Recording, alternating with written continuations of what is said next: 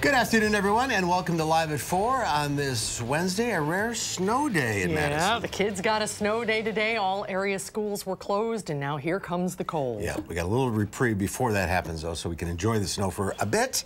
We'll get to that first, but get to that in a minute. But first, here's what's making news today. The dig-out continues from last night's snowfall, but be prepared. There's another storm brewing on the horizon. The manhunt for a man suspected of a Del's Casino parking lot murder is over. He is behind bars this evening. And while protests about the government shutdown continue, the bickering between the two principal parties continues as well. Let's take a look outside today. We were wondering where winter was. Well, it arrived. Here it is. Yep. Pushing it around. Yeah, and it's not going away anytime soon. In other words, look at that snow mound on the Capitol Square. It's just two storms. Bitter cold is ahead. Dave Caulfield drew the short straws out in the backyard. Not bad today, but it's going to get very cold. Yeah, the short straw right now may be a little bit shorter as we head into the next couple of days because of this bitter cold that is around. And right now, it's actually not too bad with temperatures in the 20s, but don't get used to that warmth. And I use heavy quotations there because temperatures really are plummeting and wind chills will be plummeting over the next few days. Doppler track showing the snow moving out earlier this afternoon. So we're looking at sunshine and snow ground in Platteville, picking up about 5 to 6 inches of snow last night and this morning on our Queen Bee Radio Skycam. Temperatures right now, as I mentioned, are right around 20 degrees. Some of us are in the teens, but that's going to feel warm compared to what is headed our way over the next few days. Wind chills in the double digits. That's not a sight that we'll see all that much of. If they will be in the double digits, it's the double digits below 0 coming up as we head into Friday and Saturday, feeling like 11 in Madison, 8 in the Dells. We are looking at that sunshine, also some clouds in Madison. The WISC-TV Skycam earlier this morning, I measured about 7.5 inches on the weather patio of snow.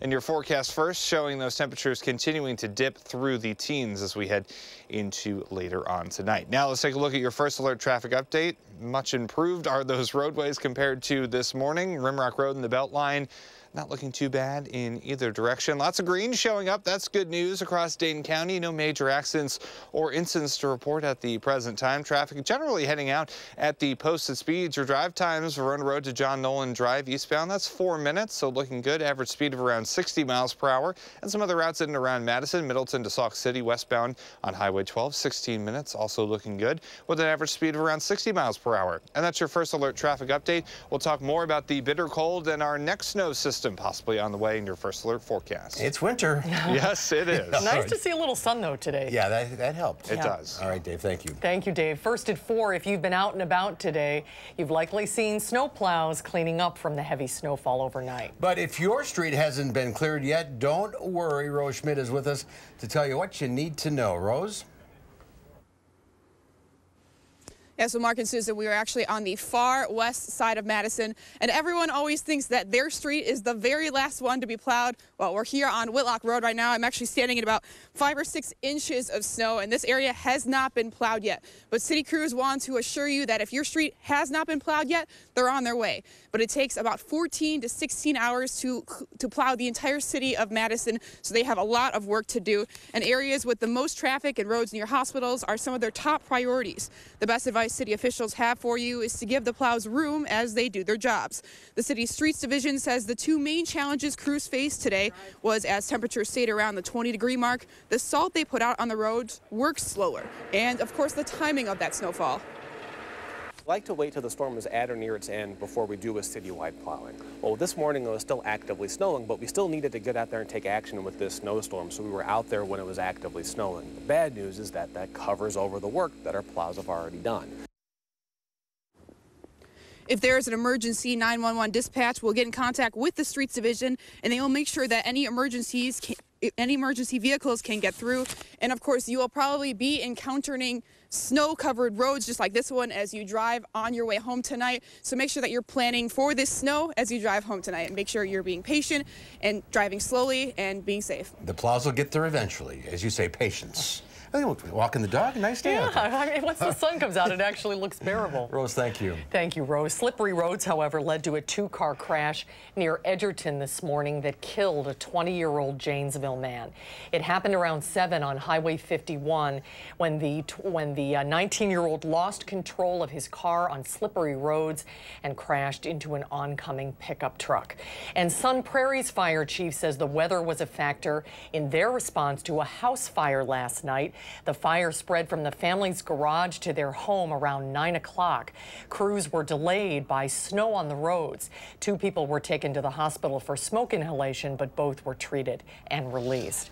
A week-long manhunt has come to an end. Alleged murderer Robert Pulvermacher was caught 10 days after police say he killed a man in a casino parking lot. Keely Arthur has been following this case from the very beginning and joins us now with the very latest. Keely. Well, most of us consider this big snowfall a big nuisance, but it played a major role in finally finding convicted felon Robert Pulvermacher.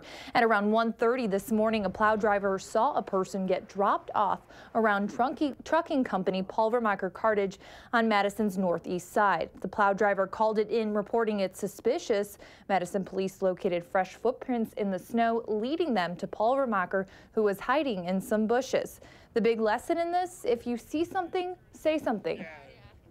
People should do that and leave it up to law enforcement to decide if that incident needs to be investigated when you call in. And obviously it did, and that's how we caught him. Pulvermacher Cartage is owned by Vern Pulvermacher, Robert's brother, who declined an on-camera interview. Now, detectives attempted to interview Pulvermacher about the homicide, but he refused. We should get more information when Pulvermacher makes his first appearance in Sauk County Court tomorrow at 2:30 p.m. Keely Arthur in the newsroom. Thanks, Keely. President Donald Trump's former personal lawyer is postponing his public testimony to Congress. Michael Cohen was scheduled to appear before the House Oversight and Reform Committee on February 7th. His advisor says Cohen is postponing that because of threats he said that he's received against his family from the president and the president's current attorney, Rudy Giuliani. I would say he's been threatened by the truth. He's only been threatened by the truth, and he doesn't want to do that, probably for me or other of his clients.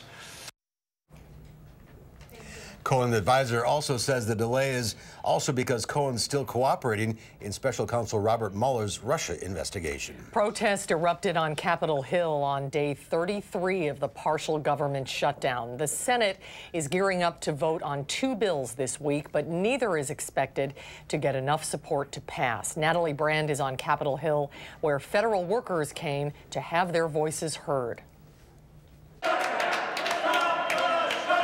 Federal workers flooded Capitol Hill in protest on day 33 of the partial government shutdown. Sometimes they were loud, no more food banks. Sometimes they were silent, all of them demanding to go back to work. Let us get back to doing what we love and let us get paid. This week, nearly 800,000 government workers impacted by the shutdown will miss a second paycheck. It's taking a toll on them. For the first time in my adult life, I had to take money out of savings in order to pay my mortgage. And it's taking a toll on the country. We have air traffic control affected. We have the food inspection affected. We've got drug inspection, all of these things. The mounting impacts come as the Senate prepares to vote on dueling funding bills on Thursday, but neither is expected to have the 60 votes needed to advance. One of the bills will include the president's proposal to extend protections for Dreamers for 3 years in exchange for $5.7 billion for the border wall. The other bill will reopen government through February 8th without new funding for the wall. It's time to make a deal. We'll see how the Republicans in the Senate vote on their own legislation. Last week, House Speaker Nancy Pelosi suggested President Trump should postpone his State of the Union address until the government reopens. Today, the president sent a letter saying he plans to be here on January 29th to give his speech. It's really a shame what's happening with the Democrats. House Speaker Pelosi hit back, saying her chamber will not pass the required resolution to authorize the address until the shutdown ends. Natalie Brand, CBS News, Capitol Hill. A new CBS News poll shows that a majority of Americans do not agree the government should be shut down for a border wall. Police have made an arrest in the rape of a woman who was in a vegetative state at a long-term health facility in Phoenix, Arizona. 36-year-old Nathan Sutherland made his first appearance in court today in connection with the rape of an incapacitated woman who gave birth at the Hacienda Health facility last month. Police say DNA linked Sutherland to the crime and the newborn. Sutherland is a licensed practical nurse who was responsible for providing care to the victim during this time the sexual assault occurred. Shortly after that determination, Sutherland was taken into custody by officers from the Phoenix Police Department Fugitive Apprehension Investigations Detail and taken to Phoenix Police Headquarters for processing. The 29-year-old victim was incapacitated when she was 3 and was at the facility for 26 years. She delivered a healthy baby boy on December 29th, but the staff inside the clinic did not know the patient was pregnant until she began moaning shortly before going into labor. Sutherland is being held on a $500,000 bail. Paris authorities have released singer Chris Brown without any charges while they investigate a rape allegation. Brown emphatically denies the accusation, posting a strongly worded message on Instagram. "I want to make it perfectly clear this is false for my daughter and my family. This is so disrespectful and is against my character and my morals." Police arrested Brown Monday after a woman filed a rape complaint against him. Brown was released last night without being charged. Prosecutors say he can leave France while the investigation continues. 2 additional dog breeds will compete in the 143rd annual Westminster Kennel Club Dog Show. You got to help me with this, okay? For the first time since 1877, the Grand Basset Griffon Vendings and the Netherlands Koekerhound. The Netherlands Koekerhound. 203 breeds. That's whatever you said. Yeah. Yes, all sorts of varieties could be at the show. The 2 new breeds were inducted at a news conference in New York this afternoon. The Grand Basset Griffon. I got to say it again? I think it's Grand Basset Griffon. The prompter went too far, so I missed it. That's the one that Nicole was telling us, right? Okay. Nicole, how do you say it? Our director, Nicole, how do you say it? Hey guys, it's Grand Basset Griffon Vendéen. Yeah. You used to have one, right? We used to have one, so Okay. that's how Now, I know. do you know the other one? The other one. The I can't help you with the other one. The Netherlands Koekerhoundjes. You're on your own with that one. Well, anyway, that dog is known for Thank you, Nicole. very unique hunting style. Instead of chasing down prey, they would lure the ducks into the nets of the hunters. The Westminster Dog Show is February 11th and 12th. Don't you have your phone with the assist? I forgot it. Yeah, Oh, we no. had a pronunciation on the phone. It's a Dutch dog. We just wasted 2 minutes of time. We'll never get back. Yeah, common spelling. Sorry, folks. Still to come at 4, Madison's biggest winter party takes place this weekend. It will be cold outside, but warm inside the Overture Center for the Frosty Ball. We'll have a preview of this year's event when Live at 4 continues.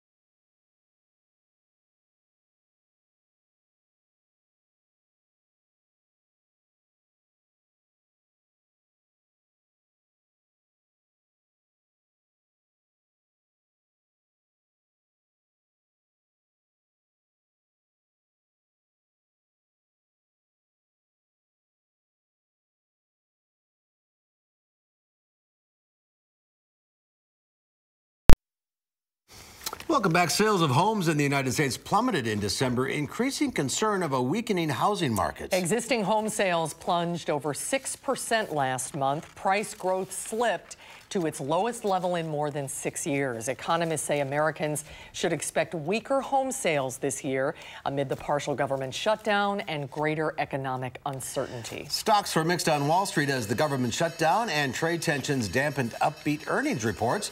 The Dow Industrials gained 171 points, ending the day at 24,575. The NASDAQ Composite Index and the S&P 500 were both up 5. Well, Madison's biggest winter soiree of the year is this Saturday at the Overture Center. And it is certainly going to be frosty at this year's Frosty Ball. The benefit supports Overture and all of its community programs. The CEO of Overture, Sandra Geitch, is here. Welcome back to Live at 4. Good to see you. Thanks for braving the weather. Thank you. This will be your first Frosty Ball.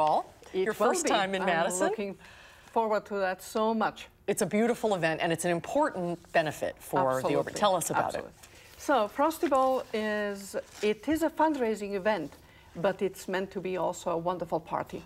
So between the food, the upbeat orchestra, the dancing, everywhere in the lobbies at all levels to after party, which starts after midnight. Altogether, it's meant to really bring that fun night out in all of us.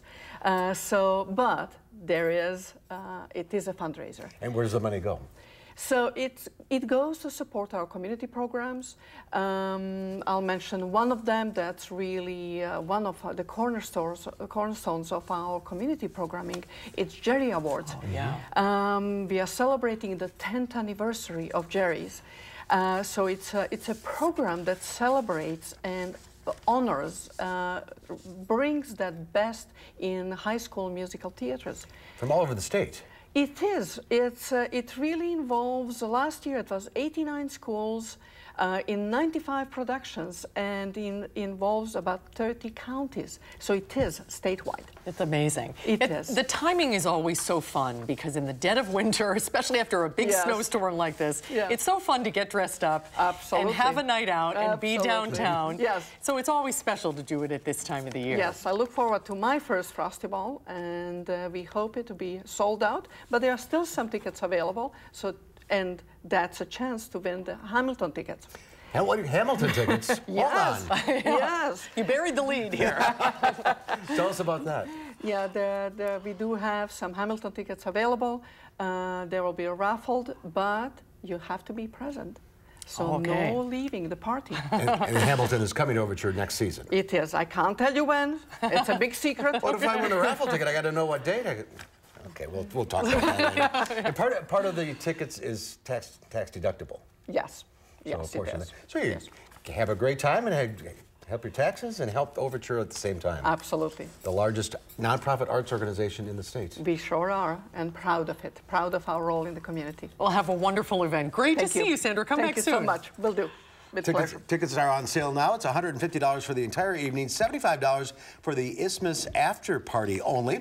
And we say a portion of your ticket purchases is tax deductible. See you there. Still to come at 4, they went from selling drugs to selling food. It's a remarkable story. These former gang members from Compton are now gaining a national following for their delicious food. That story is coming up after the forecast.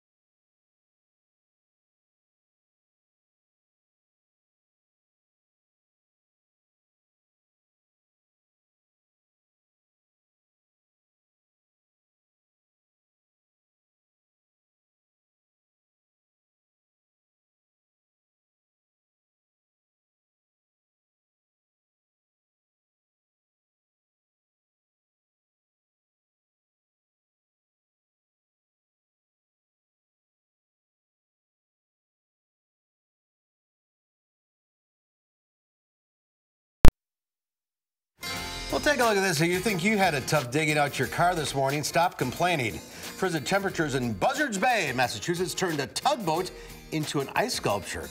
The crew of the Buckley McAllister chiseled and hammered at the ice, trying to turn the tug back into a boat.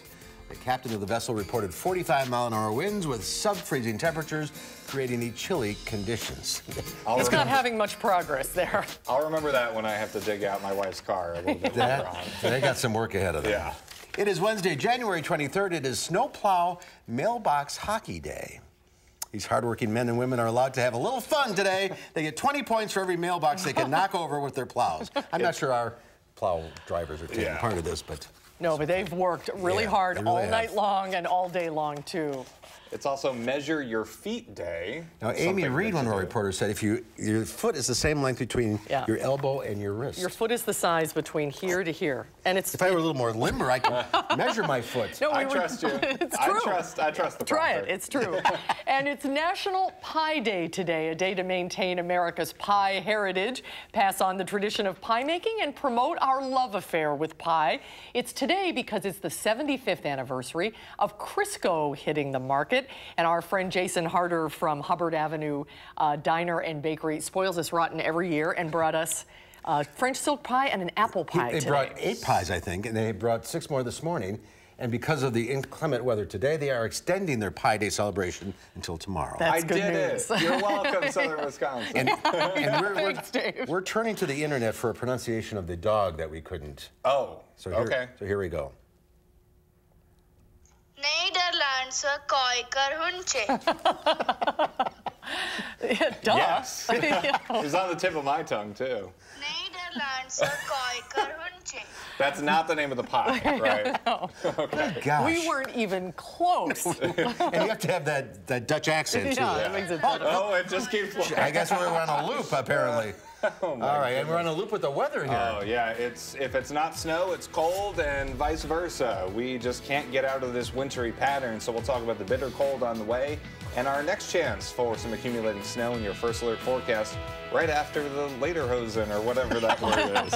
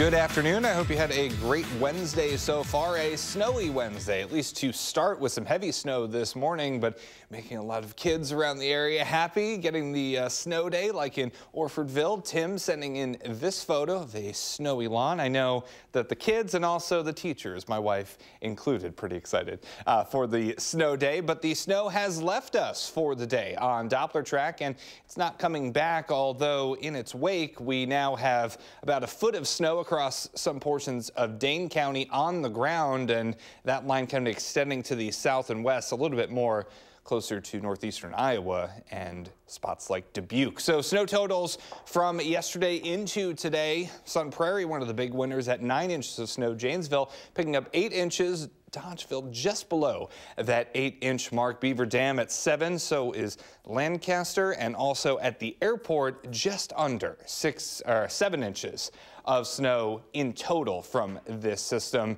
On the west side, I measured about 7.5, but a couple of tenths of an inch between friends. We'll kind of take it. So that was quick, right? We got less than 10 inches of snow from October 1st to January 17th. That's 109 days for those playing at home. And then over the last 6 days, we've gotten about a foot of snow. So more in those 6 days compared to the last 110 odd days in Madison. So Mother Nature can really make up a snowfall deficit quickly, although we still are about 6 inches of snow behind where we should be for this time of year. Downtown Madison, the Edgewater Skycam, we are looking at mostly sunny to partly sunny skies. Today's high of 22, about 5 degrees below normal for this time of year, but that 22 is going to seem warm as we head into the next couple of days. We have alert days in the forecast for Friday and Saturday for bitterly cold temperatures and wind chills as low as -35 to start off Friday. So the kids are going to have to be bundled up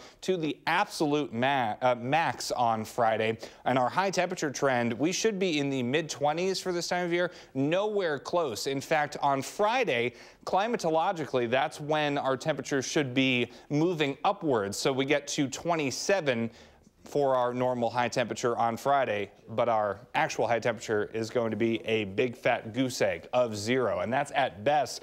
Temperatures at night are going to be well into the negatives. For tonight, mostly clear and cold with wind chills of -10 to -20 possible. For tomorrow, very cold and windy. A slight chance of a flurry, but really shouldn't accumulate or impact us in any way. Highs will be in the mid-teens. So on future track, the clouds staying with us into tomorrow, but we should see a little bit of clearing, allowing those temperatures to get into the single digits to start off our Thursday. So cold starts and then a cold afternoon as well, but that is nothing compared to what we are going to see on Friday morning and Saturday morning with future track wind chills Friday morning.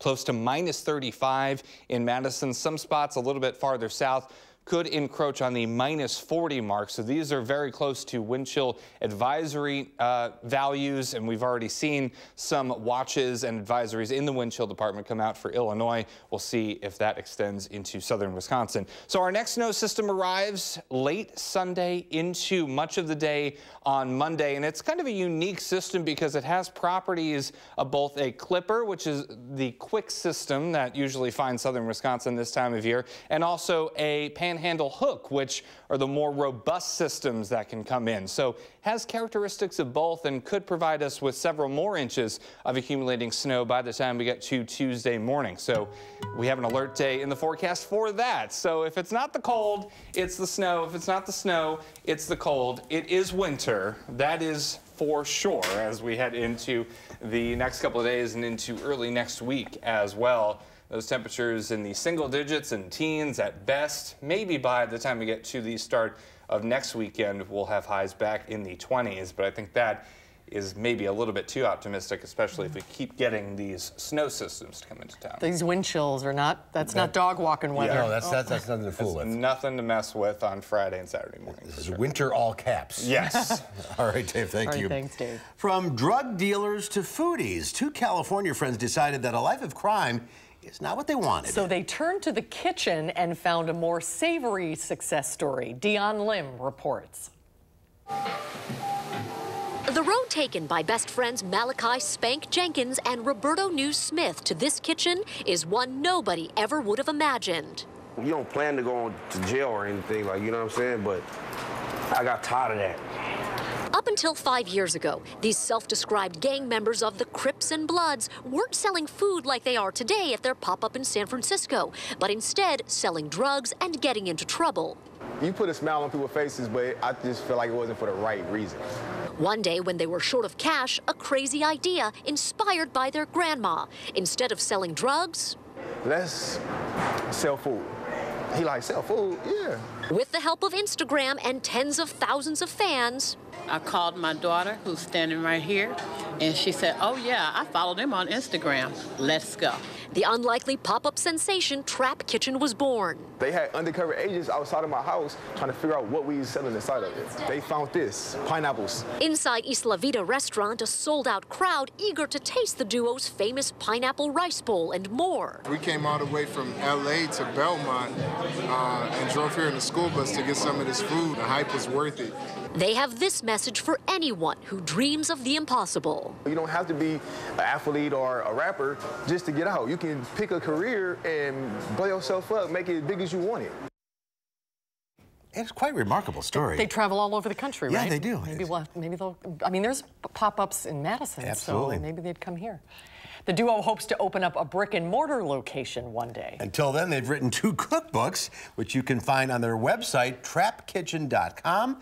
They're based in Portland, Oregon right now, but they travel the country on the Trap Kitchen Cookout Tour. That's inspiring. Well, yeah. Turn things around. From Turn the your Crips life and Bloods around. and the Compton to turning their lives around. Good for them. Congratulations. Well, still to come tonight at 4, efforts to make our roadways safe. And the focus is not on the drivers. Every 2 hours, someone in the U.S. is killed while working, according to a new report.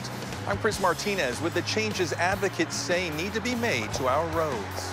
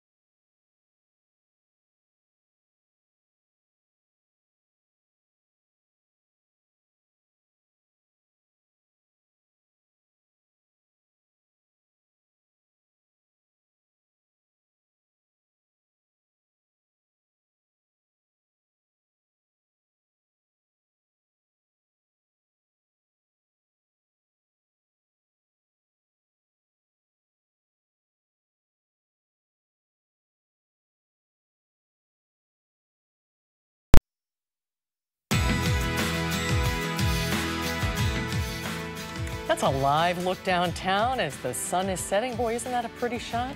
Looks cold, though. See, I don't know if you could see. Oh, there was a little ice boat in the corner there on really? the lake. Yeah. So the lake's frozen again. Winter can be pretty from this perspective. Yes, it is. From We're a distance. inside looking outside. Drivers, Wait a minute, we're gonna. Sorry, somebody just told me in my ear. There it is. There we go. Isn't that neat? Look at that. He has the lake pretty much to himself. That lake was opened over the weekend. It froze quickly. It froze quickly, and it's going to. Kite sailor. What did we say it was? A kite boat. A kite sailor. All right. Very cool. It is cool. Cold, perhaps.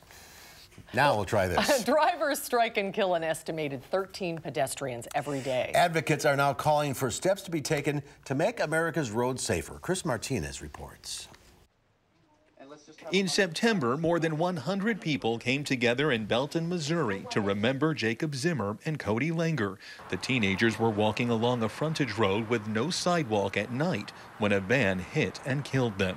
Over the last decade, we've had almost 50,000 pedestrians struck and killed while walking on roads in the United States. Emiko Atherton is the director of the National Complete Streets Coalition. The group's new report says pedestrian deaths increased 35% from 2008 to 2017. One reason? People are driving more, and often in larger vehicles. More people are driving SUVs and trucks, which we know kill pedestrians at a higher rate. Distracted driving is also an issue, but Atherton says many of America's roads have a dangerous design. Modern streets are often wide with higher speed limits and longer blocks. Because there are fewer lights and crosswalks, pedestrians tend to run across where they shouldn't.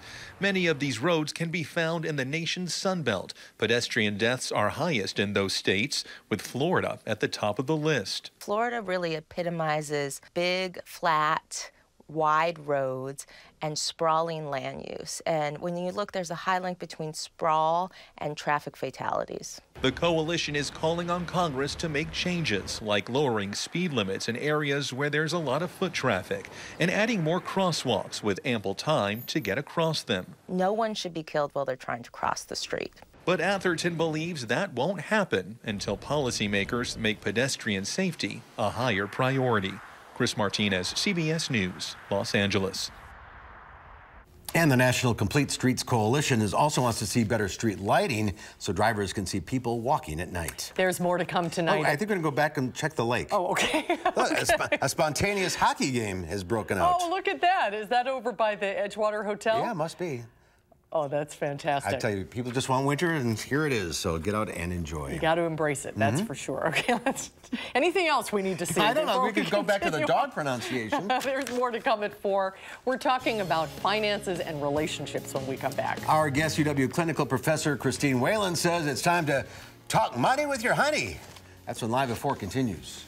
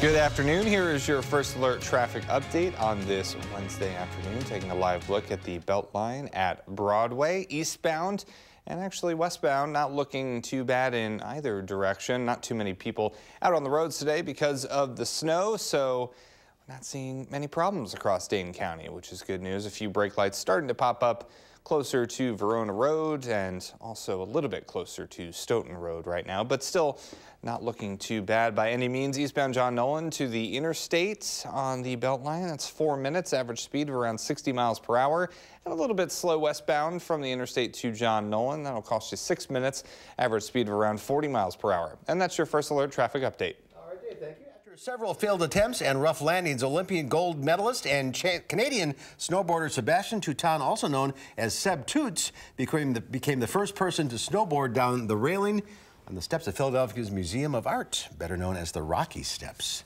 Who needs snow? That doesn't look easy. No, it does not. That's pretty cool. Well, Jeff Bezos, the founder of Amazon, and his wife Mackenzie are divorcing, and they are the richest couple in history. And of course, everybody wants to know how the finances will be divided. Our guest today is UW professor Christine Whelan. She says, wouldn't it be wonderful if they had talked about this beforehand and made a plan? Oh, 2020 hindsight. Hi, Christine. Good to see you. Good to see you again. Happy New Year. Yeah, Thank you. Thanks for braving the weather today. Absolutely. So yes, this big couple, they're splitting, and my hope is that they had some time to talk about this beforehand.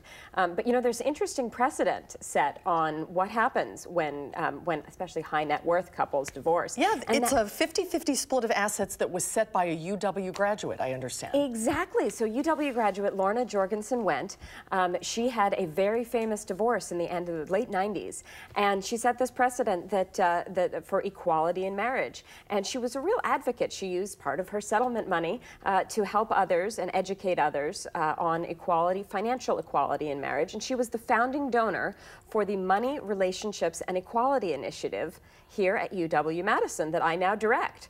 So what we try to do with this initiative is educate people on that intersection of finance and romance through the life course. So whether you are just starting in a committed relationship, or whether you're already settled in your relationship and there's some financial changes that you need to discuss, or if you're splitting up and you need to figure out how to divide the assets, this initiative is there to provide free information to help couples figure it out along the way. And that's a free workbook that you can do? Yeah, so we created a free workbook called Equal from the Start. It's a free download on the website, and couples can do this, and it really sort of gives them the framework to ask those right questions about what does money mean to me? What does money mean to us as a couple?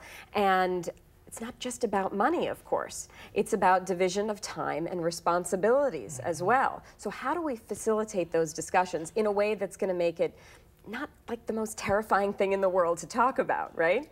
And the problems come in if there's like somebody working outside the home and then someone's staying home and take care of the house and the kids. Absolutely. So we think that, you know, everyone talks about money fights, right? And how money fights go on for the longest fights. They're nasty. But you know what? They're usually not about money. They're about values and time. And so if one person's working outside the home for pay and one person is facilitating, you know, all the child care and all the things that make the home run smoothly, well, you know, work for without pay that's done in the home, it doesn't accrue in a bank account, but it makes the family work. So part of those discussions are about sort of equal benefits and equal respect for the work that is done.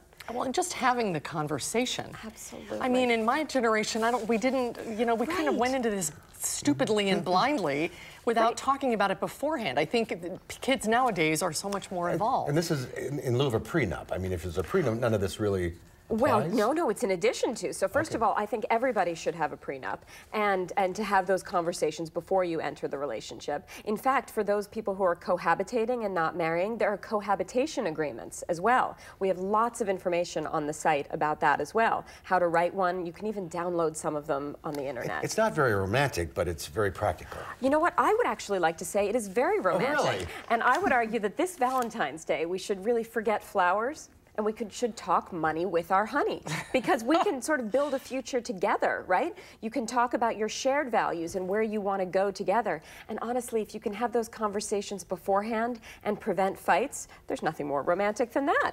And you know, you don't know what your path's going to be. You're young, you're in love, and somebody might go this way and make a lot of money, and That's right. the other spouse might be as happy but not make as much money. Absolutely. And so this is where talking about your values and then how you spend that money actually makes a big difference, right?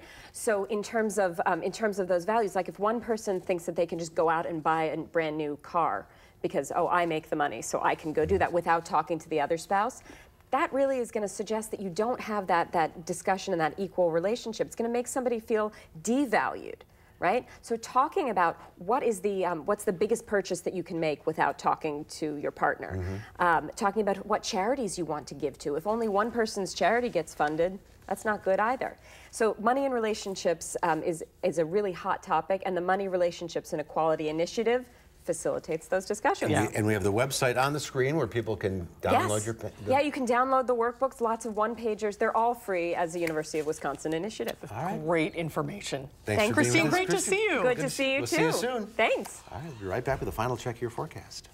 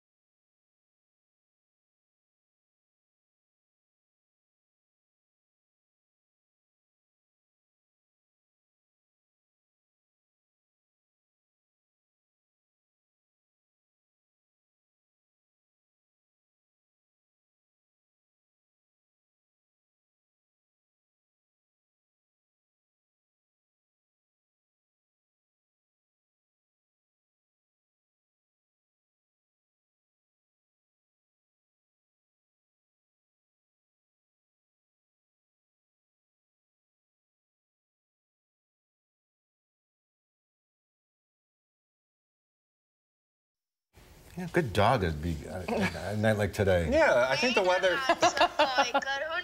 One of those. That's my only comment with this weather. We do have a little bit of sunshine still in Madison, but the clouds are coming back. Man, that dog just really wants to have its day, literally, over and over again. Temperatures are right around 20 degrees, but by the time we get to tomorrow morning, starting off in the single digits, with highs in the upper teens at best. The clouds will be back tomorrow. Which will be, well, that's going to be warm. Yeah, exactly. Soak up the sun if we get any. It's a 4-dog night. Yeah. Thanks, Dave. Tomorrow here on Live at 4, we'll find out what's happening this weekend in the 608. And we'll talk to a local ad expert about that new Gillette Razor Me Too ad that has sparked so much controversy. That's coming up tomorrow on Live at 4.